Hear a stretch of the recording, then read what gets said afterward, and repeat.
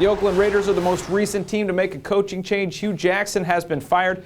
Eric, I guess it shouldn't be a huge surprise. Reggie McKenzie just brought in to be the GM, kind of wants a clean house, get his own start.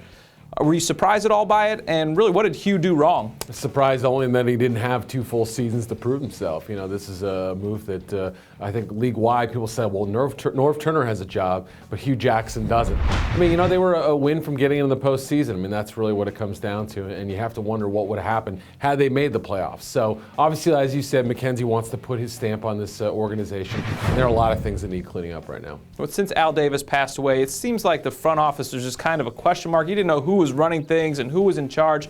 The big Palmer trade, was that ultimately the undoing for Hue Jackson, and what do they do now? Yeah, there's no question. I mean, as far as draft picks are concerned next year, they are in bad shape. But rebuilding this team next year is going to be very tough. And I use the word rebuilding because I do think there's going to be a change of identity with whoever the next head coach is. We've heard Winston Moss's name with the Packers, the assistant head coach.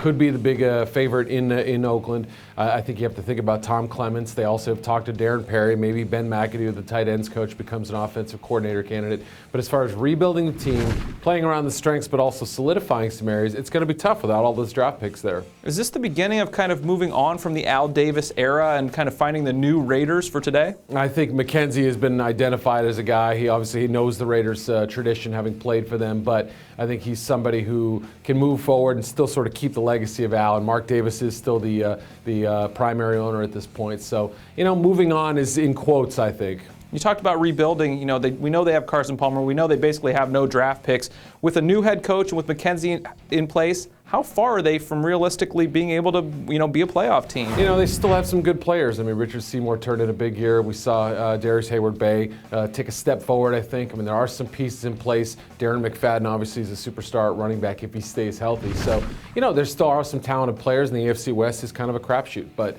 I just don't know how far they can take it. Seems as ugly as kind of it was in disarray, the front office. Still 2 straight 8-8 seasons. There's worse places you can be going into than a team in that scenario. That's what's up next with the Oakland Raiders. For the best coverage of the league, check us out at ProFootballWeekly.com.